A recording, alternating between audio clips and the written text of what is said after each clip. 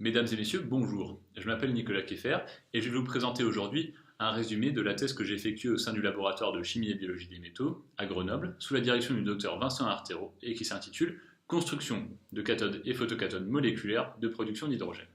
Alors, pour situer un contexte global, vous le savez certainement, nous sommes à la recherche d'énergies alternatives aux énergies fossiles.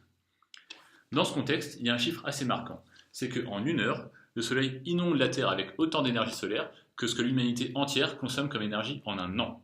C'est donc une ressource extrêmement abondante. Bon, néanmoins, la nuit, il fait nuit, il n'y a pas de soleil. Si on veut pouvoir utiliser cette énergie à besoin, il faut pouvoir la stocker. Le stockage de cette énergie peut se faire par exemple sous forme d'un carburant, c'est-à-dire au sein d'une liaison chimique. Ce carburant solaire, ça pourrait être l'hydrogène. L'hydrogène qu'on peut obtenir par la photoélectrolyse de l'eau en cassant l'eau en hydrogène et oxygène sous irradiation solaire. On peut ensuite recombiner l'hydrogène et l'oxygène au sein d'un dispositif appelé pile à combustible, restituer l'énergie sous forme d'électricité et rejeter comme unique et relativement inoffensif gaz d'échappement l'eau. Alors ce cercle vertueux s'inspire en fait de la photosynthèse naturelle qui stocke l'énergie du rayonnement solaire en transformant le CO2 en lipide, véritable carburant de la cellule. Pour effectuer les processus de capture de la lumière et conversion catalytique d'une entité chimique, la nature a mis au point des mécanismes extrêmement efficaces. Et le chimiste, dans une approche dite bio-inspirée, peut créer des entités facilement manipulables à son échelle, des molécules dont l'activité reprendra les mécanismes mis au point par la nature. C'est notamment ce qu'a fait l'équipe qui m'a accueilli pour ma thèse, puisqu'elle a pu mettre au point ce complexe de cobalt, qui a une activité extrêmement bonne pour la réduction des protons de l'eau en hydrogène. L'équipe avait été même une étape plus loin, puisqu'elle avait pu greffer ce complexe sur une surface de carbone, créant ainsi un matériau d'électrode qu'on peut par exemple intégrer au sein d'une cellule de photoélectrolyse totale de l'eau.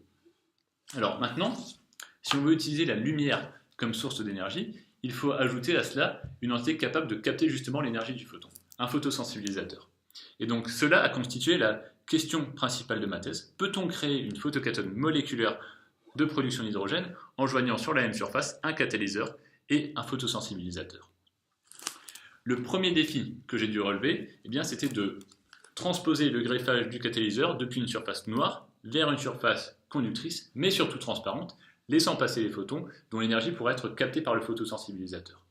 Pour cela, j'ai dû synthétiser de nouveaux dérivés du complexe de cobalt que l'on pouvait greffer sur ces surfaces transparentes et conductrices, puis via un panel de techniques spectroscopiques et analytiques, dans une approche très interdisciplinaire à l'interface entre la molécule et le matériau, on a pu avoir une image à l'échelle moléculaire de ces nouvelles architectures.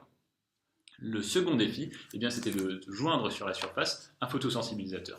Pour cela, nous avons utilisé deux approches. Dans un premier temps, on a pu greffer concomitamment un photosensibilisateur organique et le catalyseur sur la surface. Dans une seconde approche, on a pu intégrer le catalyseur et le photosensibilisateur au sein de la même entité moléculaire et par ingénierie moléculaire, et la diade ainsi obtenue a pu être attachée sur la surface.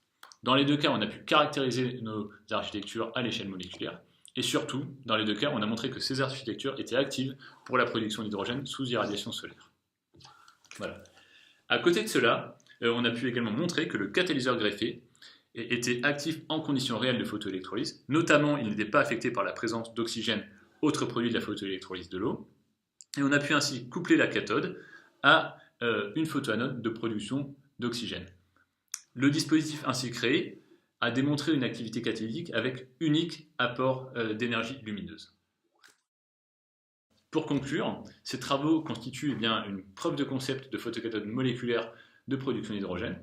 On a aussi désormais les méthodologies pour mieux comprendre et améliorer les performances de ces photocathodes, et on espère pouvoir les intégrer dans des dispositifs de photoélectrolyse complet de l'eau.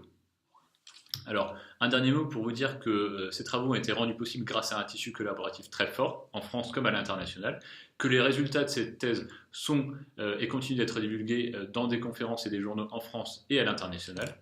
Et surtout, j'espère vous avoir convaincu de l'originalité de cette approche qui saura, je l'espère aussi, apporter une réponse au stockage de l'énergie solaire, qui est un pas nécessaire vers notre indépendance énergétique future.